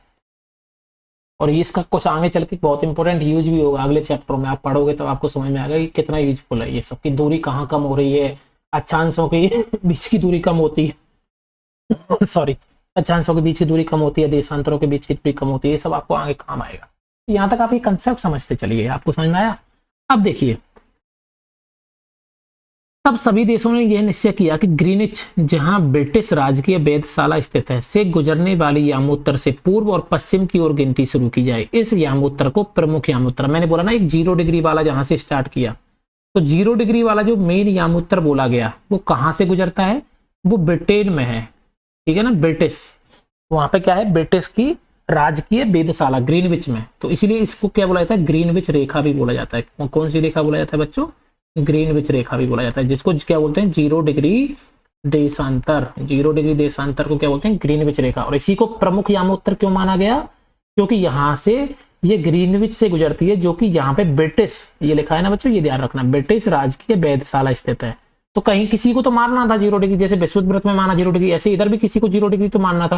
तो उन्होंने कौन सा बिंदु ले लिया, ब्रिटेन वाला। ब्रिटिश में जो राजकीय वेधशाला, ब्रिटिश जो देश है, ब्रिटेन जो देश है, वहां पे जो ब्रिटिश राजकीय वेधशाला है, वहां से जो गुजरने वाली जो रेखा है, काल्पनिक रेखा है, उसको मान लिया प्रमुख यामोत्तर।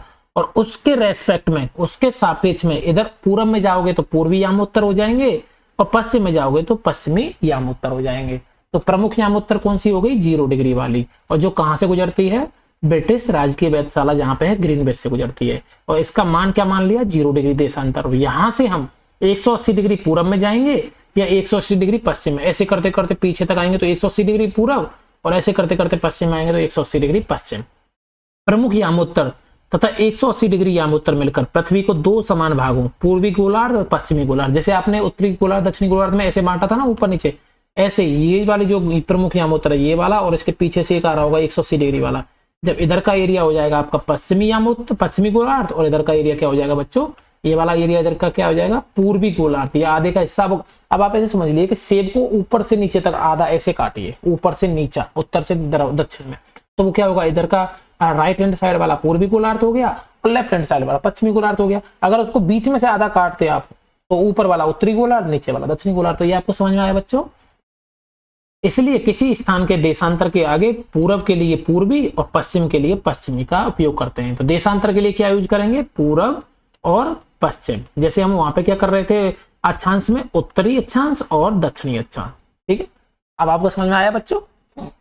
अब ग्लोब पर अक्षांश रेखाओं एवं देशांतरीय यामोत्तर के द्वारा बनी हुई ग्रिड को देखिए। ये ग्रिड आपको बताया गया है।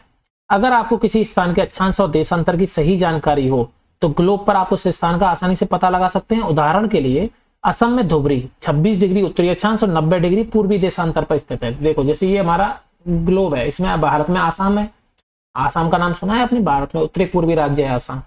तो उसने कहा है कि जैसे ये तो हो गई 0 डिग्री उत्तरी अक्षांश वाली रेखा, और ये कौन सी हो गई 0 डिग्री आपकी देशांतर रेखा या प्रमुख यामोत्तर। ठीक है, अब उसने कहा है कि जो आसाम में धुबरी है, धुबरी एक जिला है आसाम में, वो 26 डिग्री उत्तरी अक्षांश, तो 26 डिग्री उत्तरी अक्षांश कहाँ होगा, कहीं यहाँ कहीं होगा, तो ये होगी 26 डिग्री उत्तरी अक्षांश की रेखा।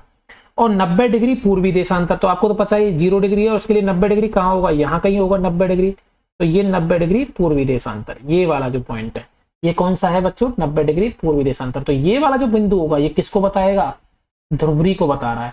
तो आप ऐसे करके कोई भी पॉइंट की स्थिति बता सकते हो कि नहीं बता सकते, यानी कि आपको केवल 2 रेखाओं की, 2 पॉइंटों की जरूरत है, उत्तरी अक्षांश और पूर्वी अक्षांश या पश्चिमी अक्षांश। तो इस तरह से आप बता पाते हो किसी भी स्थान की स्थिति। तो इसलिए अक्षांश और रेखांश देशांतर रेखाओं को जानना जरूरी था। तो अब वह बिंदु जहां पर ये दोनों रेखाएं एक दूसरे को काटती हैं, वह बिंदु क्या होगा, ध्रुवरी होगा। तो हर बिंदु का जो अक्षांश है और जो देशांतर रेखा है, हर बिंदु को अक्षांश और देशांतर रेखाओं से अगर दिखाना है तो वो हर बिंदु का जो अक्षांश और देशांतर जो मान होगा वो अलग अलग होगा। कोई भी बिंदु ले लीजिए, इस बिंदु का अक्षांश रेखा अलग होगी। अब जैसे ये इस लाइन पे जितने भी बिंदु होंगे उनकी अक्षांश रेखा तो सेम है, लेकिन सबकी देशांतर रेखा क्या होगी, अलग होगी। इसलिए आप बता पाओगे कि नहीं बता पाओगे बच्चों। तो आपको समझ में आया क्यों जरूरत थी हमें अक्षांश रेखाएं देशांतर रेखाएं पढ़ने की, इसलिए। तो यहाँ तक आपको समझ में आ गया, ये बहुत इंपॉर्टेंट था। अब देखो ये पूरा पृथ्वी है, ये इसमें बताया गया है मैप में। ये हमारा हिंद महासागर है, ये अटलांटिक महासागर है, ठीक है बच्चों। यहाँ पे ये प्रशांत महासागर है, ये सारे महाद्वीप हैं। ये पूरा कौन सा है बच्चों, एशिया। ये हम डिटेल में पढ़ेंगे बाद में। ये ऑस्ट्रेलिया है, ये आर्कटिक अंटार्कटिका है, ये हमारा दक्षिणी अमेरिका अफ्रीका है, ये भारत हो गया यहाँ पे आप देख रहे हो, ये हमारा दक्षिणी अमेरिका हो गया, ये उत्तरी अमेरिका हो गया। ठीक, तो ये सब आपको पढ़ेंगे हम आगे वाली क्लासेज में। ठीक, अब हम समय क्षेत्रों के बारे में जानेंगे, समयों के बारे में। अब देशांतर और समय, ठीक है, ये कोई ज्यादा इंपॉर्टेंट नहीं था, मैंने छोड़ दिया। अब देशांतर और समय देखो। समय जो है उसको मापने का सबसे अच्छा साधन होता है पृथ्वी, चंद्रमा एवं ग्रहों की गति, क्योंकि सूर्योदय एवं सूर्यास्त प्रतिदिन होता है। हम समय का कैसे पता लगाते हैं, हम कैसे कहते हैं कि दिन हो गया, ये दिन के 12 बजे, रात के 12 बजे, क्योंकि सूर्य की स्थिति से, सूर्य की गति से, सूर्य तो खैर गति नहीं करना, पृथ्वी गति कर रही है, लेकिन हम ऐसे मानते हैं कि सूरज उग गया तो दिन हो गया, दिन हो गया। कभी सूरज उगता नहीं है, सूरज कभी डूबता नहीं है, सूरज अपनी जगह पे है। एक्चुअली पृथ्वी घूमती है। आपने कभी सोचा है, हम बोलते हैं सूरज उग गया, सूरज उग गया, सूरज उग गया, सूरज कभी उगता है क्या? सूरज कभी डूबता नहीं। ये हमारी जो पृथ्वी है ना, ये क्या कर रही है, सूर्य के चारों तरफ चक्कर लगा रही है, और साथ ही साथ अपने अक्ष पे भी क्या कर रही है, ऐसे घूम रही है पश्चिम से पूर्व। तो जब ये वाला जो एरिया है, जब इसके सामने, सूरज के सामने ये वाला जो एरिया रहता है, तब इस पे प्रकाश पड़ता है, तो यहाँ तो होगा दिन। और जो पृथ्वी का ये वाला जो एरिया होगा जिसपे प्रकाश नहीं पड़ेगा, यहाँ पे क्या होगी बच्चों, रात होगी। और जब ये ऐसे घूमते घूमते जब ये वाला एरिया सूरज के सामने आ जाएगा तो यहाँ पे दिन हो जाएगा, और जो ये वाला एरिया था, जो ए पॉइंट था, जब ये इधर पहुंच जाएगा तो यहाँ पे क्या हो जाएगा बच्चों, रात हो जाएगा। तो पृथ्वी के घूमने से दिन और रात बनते हैं, ना कि सूरज के उगने और डूबने से। तो ये मत बोलो कभी कि सूरज उग गया तो दिन हो गया। नहीं, आपसे अगर कोई बोलता है अपने घर वालों को बताइए कि कभी सूरज उगता नहीं है, सूरज अपनी जगह पे है, पृथ्वी घूम रही है। पृथ्वी के घूर्णन से, पृथ्वी के अपने परिक्रमण से पृथ्वी अपने अक्ष पे घूम रही है। उसके अपने अक्ष पे घूमने की वजह से क्या होता है बच्चों, दिन और रात होते हैं। ठीक है, अब देखो, स्वाभाविक ही है कि यह पूरे विश्व में समय निर्धारण का सबसे अच्छा साधन है। सूर्योदय और सूर्यास्त से आप पता लगाते हो कि समय, ये बोलने की टर्म है लेकिन ये गलत है। स्थानीय समय का अनुमान सूर्य के द्वारा बनने वाली परछाई से लगाया जा सकता है। दोपहर में सबसे छोटी, सूर्योदय तथा सूर्यास्त के समय सबसे लंबी होती है। अब बच्चों, मैं आपको एक काम देता हूँ, आप खुद करना इस चीज को। आप अपने घर पे या कहीं भी जा रहे हो तब आप देखना ऐसा क्यों होता है। आप खुद सोचना, मुझे कमेंट बॉक्स में बताना, और आप खुद अपने दिमाग से सोचना कि ऐसा होता क्यों है। आपने देखा होगा कि जब दिन का समय होता है, दिन के समय में अगर आप, ये मान लो आप हो, ठीक, ये आप हैं, आप घूमते हुए जा रहे हैं, दिन के समय में जब दोपहर के ठीक 12 बजे होंगे तब आपकी परछाई जो होगी वो बहुत छोटी बनती है। और जैसे जैसे जैसे जैसे दिन ढलता जाता है आपकी परछाई लंबी होती जाती है। ऐसे ही सुबह उगते ही देखोगे आपकी परछाई लंबी होगी, और जैसे जैसे दोपहर होती जाएगी आपकी परछाई छोटी होती जाएगी, फिर धीरे धीरे दोपहर के 12 बजे के बाद बड़ी होती जाएगी। ऐसा होता क्यों है, ऐसा क्यों होता है, ये आप पता लगाना कि हमारी परछाई लंबाई अलग, क्या हम छोटे बड़े हो रहे हैं, हम तो वैसे के वैसे ही हैं, लेकिन परछाई लंबी या छोटी क्यों हो रही है। इस क्वेश्चन का आंसर आप खुद सोचना, तब आपको समझ में आएगा। हमारी दोपहर में सबसे छोटी परछाई बनती है और सूर्योदय के समय या सूर्यास्त के समय सबसे लंबी होती है। ऐसा क्यों होता है, इसका क्वेश्चन का आंसर आप सोचना। ग्रीनविच पर स्थित प्रमुख यामोत्तर पर सूर्य जिस समय आकाश के सबसे ऊंचे बिंदु पर होगा, उस समय यामोत्तर पर स्थित सभी स्थानों पर क्या होगी, दोपहर होगी। जैसे ये हमारा पृथ्वी है, तो ये वाली भी लाइन क्या है, एक यामोत्तर है, ऐसे ये भी यामोत्तर है, ये भी यामोत्तर है, ऐसे ये भी यामोत्तर है, ये भी यामोत्तर है, ये भी यामोत्तर है।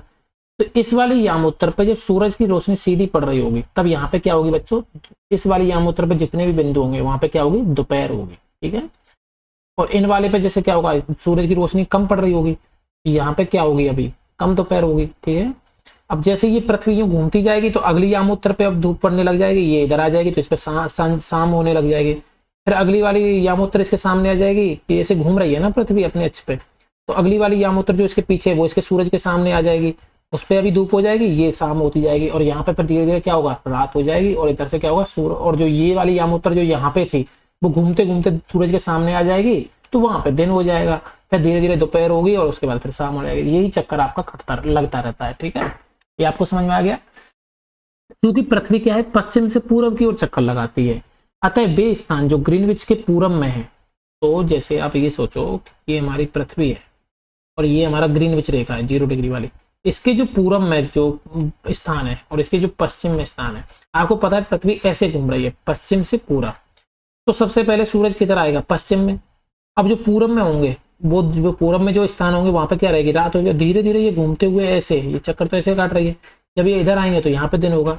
तो वही कह रहा है कि पृथ्वी पश्चिम से पूरब की ओर घूम रही है, अतः वे स्थान जो ग्रीनविच के पूरब में जो इधर है उनका समय ग्रीनविच समय से क्या होगा, आगे होगा, क्योंकि इनका समय क्या होगा, ग्रीनविच समय से आगे होगा। क्यों, अब देखो, आप ऐसे सोचो कि ये वाला जो पॉइंट है इस पे रात होने वाली है, इस पे क्या होने वाली है, रात, क्योंकि ये वाला पॉइंट घूमते घूमते इधर आ रहा है, तो यहाँ पे सूरज पहले ही निकल चुका है, तो इसका समय यहाँ इस वाले पॉइंट पे तो अभी क्या रात, यहाँ वाले पॉइंट पे तो अभी रात नहीं हुई है, लेकिन इस वाले पॉइंट पे रात होने वाली है। तो ये समय जो है इस वाले पॉइंट से क्या है, एक दिन आगे है। आप ये समझ पा रहे हो, यहाँ पे भी दिन निकल रहा होगा, यहाँ पे रात हो रही होगी। ठीक है, तो इस पूरब वाला जो पॉइंट है, पूरब वाले जो बिंदु है ग्रीनविच रेखा के, इनका समय क्या होगा, इस इधर वाले समय से क्या होगा, आगे होगा, क्योंकि यहाँ पे तो दिन आगे चल रहा है, यहाँ पे तो रात होने वाली है, लेकिन यहाँ भी दिन ही हो रहा है।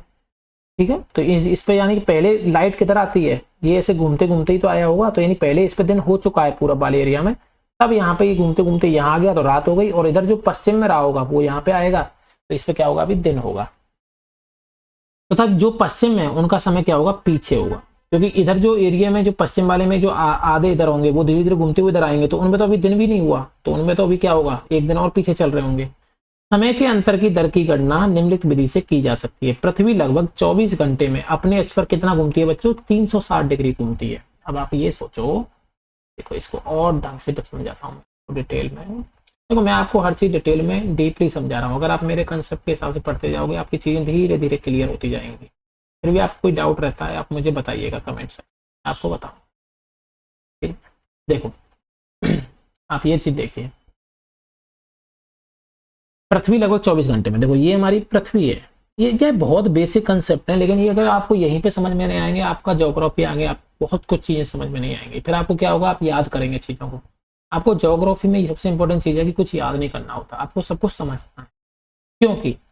क्योंकि यहाँ पे ऐसा नहीं है कि जो चीज जहाँ पे है वो वहां पे है, हिमालय यहाँ पे है वो वहां पे है, तिब्बत का पठार जहाँ पे है वहां पे है, मरुस्थल पश्चिम मरुस्थल जहाँ पे है वहां पे है, बस उसको समझना है आप।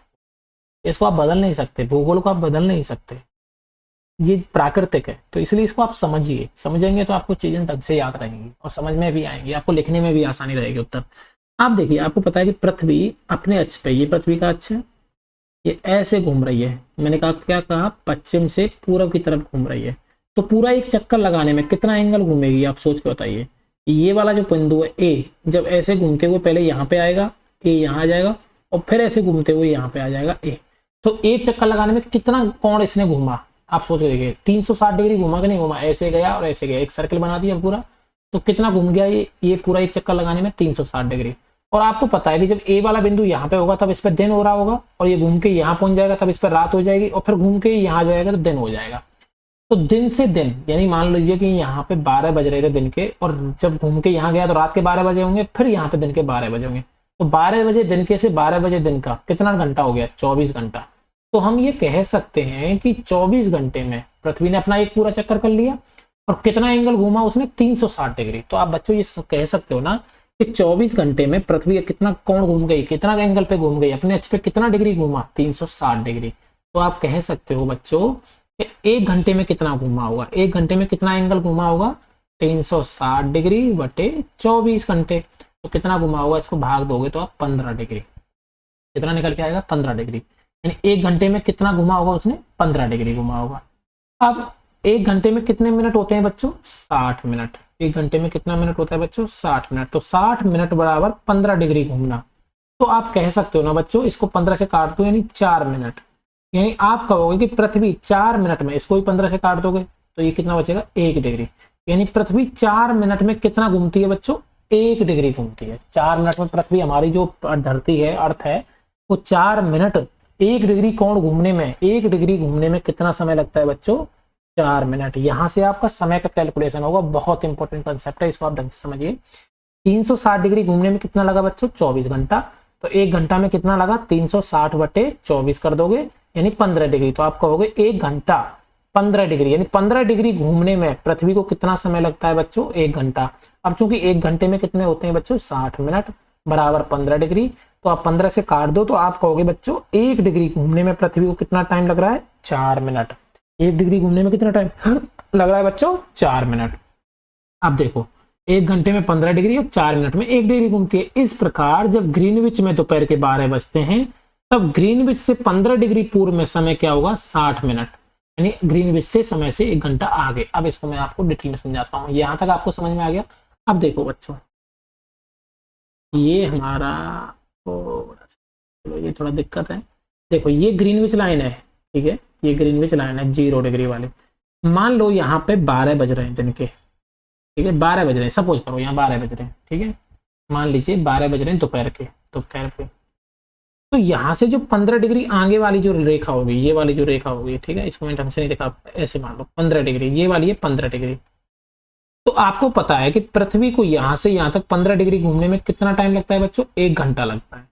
और आपको ये पता है कि यहाँ का समय इस वाले ग्रीनविच से इधर वालों से आगे रहता है, तो अगर यहाँ दोपहर के 12 बज रहे हैं तो यहाँ पे कितना बज रहा होगा उस टाइम पे? दोपहर का क्या बज रहा होगा बच्चों? 1 बज रहा होगा, क्योंकि 1 घंटा 15 डिग्री घूमने में कितना टाइम लगेगा? 1 घंटा। और यहाँ 12 बज रहे हैं तो यहाँ पे कितना बज रहा होगा? 1 बज रहा होगा। ऐसे अगर इसके 15 डिग्री पीछे जाएं तो पीछे जब 15 डिग्री जाएंगे तो आपको पता है 15 डिग्री में 1 घंटा लगता है, लेकिन चूंकि ये ग्रीनविच से पीछे है, पश्चिम में है, तो यहाँ का समय पीछे होगा, यानी यहाँ पे क्या बज रहे होंगे? अभी दोपहर के 11 बज रहे होंगे। यहाँ पे बच्चों क्या बज रहा होगा? दोपहर का 11 बज रहा होगा। ऐसे और 15 डिग्री पीछे जाओगे आप यहाँ पे तो दोपहर का क्या बज रहा होगा? सुबह का 10 बज रहा होगा। और 15 डिग्री पीछे जाओगे तो दोपहर के 9। इधर आगे बढ़ते जाओगे तो 2 बज रहे होंगे, 3 बज रहे होंगे, 4 बज रहे होंगे, फिर यहाँ रात हो रही होगी। अब आपको समझ में आ गया ये कंसेप्ट कैसे टाइम का मतलब होता है? यहाँ तक बच्चों आपको कोई दिक्कत नहीं है, ये समझ में आ गया। अब इस तरह से आपको ये सब चीजें आपको समझ में आनी चाहिए। अब इसको आप अच्छे से पढ़ लीजिए। किसी भी स्थान पर जो सूर्य आकाश में अपने उच्चतम बिंदु पर होता है दोपहर में, उस समय घड़ी के दिन के 12 बजते हैं। घड़ी के द्वारा दिखाया गया समय उस स्थान का क्या कहलाता है? स्थानीय समय कहलाता है। देखो 2-3 समय होते हैं, एक होता है स्थानीय समय, एक होता है मुख्य समय, मेन समय। ये आपको समझना पड़ेगा। स्थानीय समय क्या होता है? उस स्थान का समय, ठीक है, उस स्थान का जो समय होता है स्थानीय समय। आपने ये सुना होगा UTC, Greenwich meridian, GMT, UTC, ये सुना है आपने? ये गूगल पे देखना यूटीसी क्या होता है, जीएमटी क्या होता है, ठीक है। ये आप चीजों का मतलब समझिए, ग्रीनविच मेडिटेरियन टाइम, क्योंकि सारा जो समय है वो रेफरेंस में अगर देखोगे तो हम ग्रीनविच वाला जो लाइन है, 0 डिग्री वाली जो लाइन है, उसके रेस्पेक्ट में ले रहे हैं। और स्थानीय समय होता है हमारे, जैसे अभी हम देखें तो हमारे यहाँ तो दिन, हमारे यहाँ तो अभी रात हो रही होगी या दिन हो रहा होगा, आप किसी भी टाइम जब ये वीडियो देख रहे होंगे। लेकिन आपको क्या लगता है कि जो हमारे जस्ट पीछे जो अर्थ पे जो एरिया होगा, जो पॉइंट होगा, वहां पे क्या दिन हो रहा होगा, रात हो रहा होगा? वहां पे तो समय अलग होगा, वहां पे सूरज का प्रकाश आ रहा नहीं आ रहा, उसके हिसाब से दिन रात हो रहा होगा, ठीक है बच्चों। तो ये सब उसी पे डिपेंड करता है, तो वहां का समय तो अलग होगा। तो ये क्या है कि अब वहां पे कहोगे दोपहर के 12 बज रहे हैं, हमारे यहाँ दोपहर के 12 बज रहे हैं, तो आपको क्या लग रहा है सब जगह दोपहर के 12 बज रहे होंगे? नहीं, कहीं पर रात हो रही होगी, तो वहां पे तो आप ये नहीं बोल सकते कि दोपहर के 12 बज रहे हैं। तो वहां के समय को बताने के लिए, हर जगह के समय को बताने के लिए कौन सा समय यूज करते हैं? स्थानीय समय यूज करते हैं, ठीक है। और एक होता है यूनिवर्सल यूटीसी, ये वाला यूटीसी जो है यूनिवर्सल कोऑर्डिनेट टाइम जो है यूटीसी, ये फिक्स रहता है हर जगह का, ठीक है।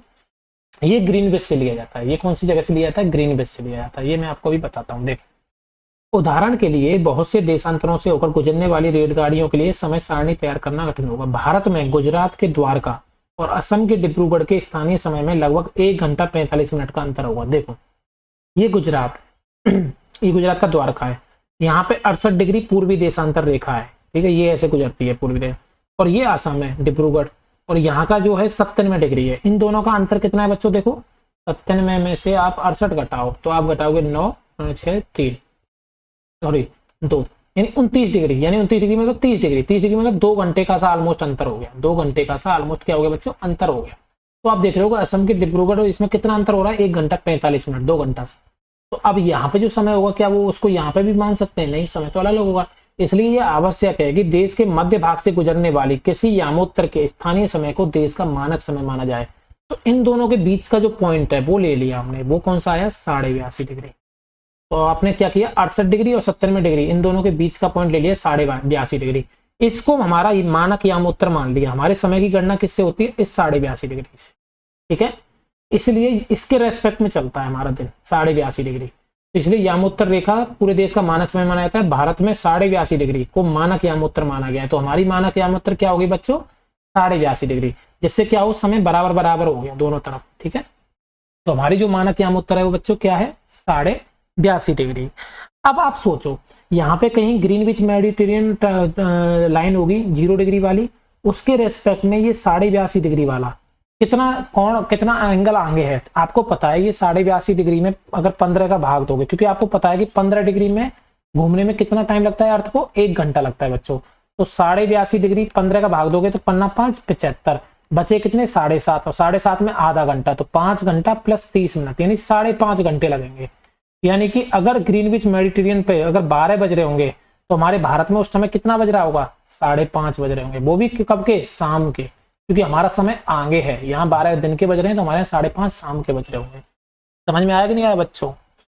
इसलिए हम बोलते हैं कि हमारा जो समय है वो 5.5 घंटे आगे है ग्रीनविच मेडिटेरियन टाइम से। और ठीक है, यहाँ तक आपको समझ में आ गया?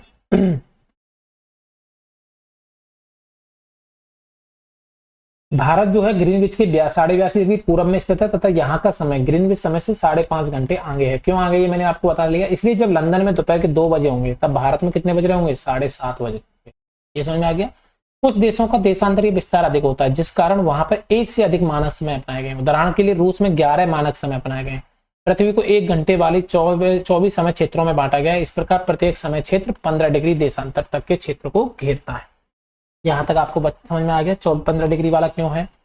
और रूस में 11 मानक समय है क्योंकि हमारा भारत तो देश का तो विस्तार 68 डिग्री से कितना था, ऑलमोस्ट 97 डिग्री था। तो एक मानक यामोत्तर बना दी हमने इन दोनों के बीच की, उससे हमने ले लिया समय हमारे भारत का सेम मानक यामोत्तर। लेकिन रूस तो बहुत बड़ा है, उसमें तो एक नहीं बना सकते। एक बनाओगे तो यहाँ पे तो दिन हो रहा होगा कहीं, यहाँ शाम हो रही होगी, इसलिए उसमें फिर क्या बहुत छोटे छोटे बहुत सारे यामोत्तर बना दिए। जैसे ये ऐसे करके समय जोन बना दिए रूस में। तो यही जो इमेज है ना, ये वाला जो फोटो है आप ये देख रहे थे, इसमें क्या है, ये यामोत्तर बताए गए हैं। जैसे भारत में 5.5 डिग्री है, चीन में +8, ये ऐसे 8 यामोत्तर है। रसिया में देखो यहाँ पे 3, 4, 5, 6, 7, 8, 9, रसिया में बहुत सारे यामोत्तर बना दिए गए। तो इस तरह से ये हमारे क्या है, यामोत्तर है रसिया के। हमारा मानक यामोत्तर कौन सा है बच्चों, 82.5 डिग्री वाला। अब ये सारे क्वेश्चंस आपको करने हैं। देखो अब बताओ बच्चों, आप इनके आंसर्स दे पाओगे या नहीं दे पाओगे। आप खुद से इनके आंसर लिखिए, कोशिश करिए, मैं आपको करा देता हूँ इनके आंसर, ठीक। लेकिन आप कोशिश करना, आप आंसर दे पाते हो नहीं दे पाते। अगर आपने अच्छे से पढ़ा है, अच्छे से समझा, तो आप इनके आंसर्स खुद से दे पाओगे। पृथ्वी का सही आकार क्या है, भू आव, ठीक है, भू आव टाइप का है। ऐसे ध्रुवों पे क्या है, चपटी है, और विषुवत पे यहाँ पे उभरी हुई है, ध्रुवों पे चपटी हुई है, इसका आकार हो गया। ग्लोब क्या है, ग्लोब क्या है, पृथ्वी का लघु प्रतिरूप है, ठीक है ना। पृथ्वी का लघु प्रतिरूप क्या है, ग्लोब है। कर्क रेखा का अक्षांशीय मान कितना है, बताओ बच्चों। कर्क रेखा का क्या है, आप कहोगे 23.5 डिग्री उत्तरी अक्षांश, नॉर्थ उत्तरी अक्षांश। पृथ्वी के 3 ताप कटिबंध कौन से हैं, कौन से हैं बच्चों, हमने कौन कौन से पढ़े, उष्ण, शीतोष्ण और शीत कटिबंध, ठीक है, ये है, ठीक है ना, उष्ण, शीतोष्ण और शीत। अक्षांश और देशांतर रेखाएं क्या क्या है, आपको पता है ना। अक्षांश और देशांतर रेखाएं, ये वाली जो रेखा है ये अक्षांश है, और ये वाली जो रेखा है देशांतर रेखाएं। अब इनको आप अपनी भाषा में बुक से लिखिएगा, क्या है इनका आंसर। ऊष्मा की सबसे अधिक मात्रा उष्ण कटिबंध क्यों प्राप्त करते हैं, इन उष्ण कटिबंधों को सबसे ज्यादा उष्ण मात्रा क्यों प्राप्त होती है 23.5 डिग्री वाले, क्योंकि यहाँ सूर्य की किरणें क्या होती है, सीधी पड़ती है। जब भारत में शाम के 5:30 बजते हैं, तो लंदन में दोपहर के 12 बजते हैं, क्यों। तो आप कहोगे कि जो भारत का जो टाइम है वो 82.5 डिग्री मानक यामोत्तर से लिया गया है, और चूंकि 15 डिग्री पृथ्वी को घूमने में 1 घंटा लगता है, और चूंकि भारत जो है वो 82.5 डिग्री ईस्ट यानी पूरब में है, तो समय जो मानक यामोत्तर जो ग्रीनविच टाइम है उससे आगे होगा, और चूंकि 82.5 डिग्री में घूमने में कितना समय लगेगा, 5 घंटा 30 मिनट। तो भारत का समय जो है, अगर लंदन में 12 बज रहे हैं तो 12 + 5.5 करोगे तो कितने बजेंगे, 5.5, और वो भी शाम के, क्योंकि हमारा समय ग्रीनविच टाइम से आगे है, क्योंकि हम पूरब में है। प्रमुख यामोत्तर का मान क्या है, प्रमुख यामोत्तर का मान क्या है, 0 डिग्री। शीत कटिबंध किसके नजदीक पाया जाता है, ध्रुवों के। शीत कटिबंध कहाँ, ध्रुवों पे, ठंड वहां पड़ती है। देशांतरों की कुल संख्या कितनी है, 360 लिख दोगे, वैसे तो कम है लेकिन 360 लिखोगे 360 लिख देना, ठीक। दक्षिणी ध्रुव व्रत स्थित है, दक्षिणी ध्रुव व्रत कहाँ पे है, दक्षिणी गोलार्ध में, सिंपल है। ग्रिड किसका जाल है, अक्षांश रेखा और देशांतर रेखाओं का, एक इसी का तो जाल होता है ग्रिड। मकर रेखा पर स्थित है, मकर रेखा कहाँ पे है बच्चों, 23.5 डिग्री दक्षिणी अक्षांश। भारत का मानक यामोत्तर क्या है, 82.5 डिग्री पूर्वी देशांतर, ठीक है, इसका आंसर हो जाएगा। 0 डिग्री यामोत्तर को क्या बोला जाता है, ग्रीनविच या प्रमुख यामोत्तर, ये मत लिखो, प्रमुख यामोत्तर, प्रमुख यामोत्तर, ये सही रहेगा, प्रमुख यामोत्तर। देशांतरों के बीच की दूरी ध्रुवों की तरफ क्या होती है बच्चों, घटती जाती है, तो ध्रुव आ जाएगा इसमें। उत्तरी ध्रुव व्रत उत्तर गोलार्ध में स्थित है। आगे सारे आंसर आपके, मैंने सारे क्वेश्चंस करा दिए, आपके सारे क्वेश्चंस के आंसर हो गए। इस तरह से आपका ये वाला चैप्टर खत्म हो गया। अभी हम अगली क्लास में फिर मिलेंगे चैप्टर नंबर 3 के साथ में, ठीक है। चैप्टर नंबर 3 आप थोड़ा सा पढ़ लीजिएगा, और चैप्टर नंबर 1 और 2 आप देखिएगा, और अगर आपने चैप्टर नंबर 1 नहीं पढ़ा है तो आप उसको एक बार और ढंग से पढ़िएगा। 2 चैप्टर्स हो गए, सारे क्वेश्चन सॉल्व करा दिए, आंसर्स करा दिए हैं। अगला चैप्टर हम पढ़ेंगे चैप्टर नंबर 3 अगली क्लास में। तब तक के लिए थैंक यू, जय हिंद, जय भारत। वीडियो आपको अच्छा लगा हो तो बच्चों वीडियो को लाइक करिएगा, चैनल को लाइक करिएगा, सब्सक्राइब करिएगा, जिससे कि मैं आपको इस तरह के क्लासेज और लेता रहूँगा। साथ ही साथ अब आपकी साइंस की क्लास भी ली जाएंगी, और जो राजनीति विज्ञान है, आपका सामाजिक विज्ञान है, उसकी भी क्लास लूंगा बच्चों में। और आपको कहीं पे कोई दिक्कत है तो आप उस सब्जेक्ट का नाम लिखिएगा, मैं उसकी भी क्लास ले लूँगा। ठीक है दोस्तों, मिलते हैं अगली क्लास में। तब तक के लिए जय हिंद, जय भारत।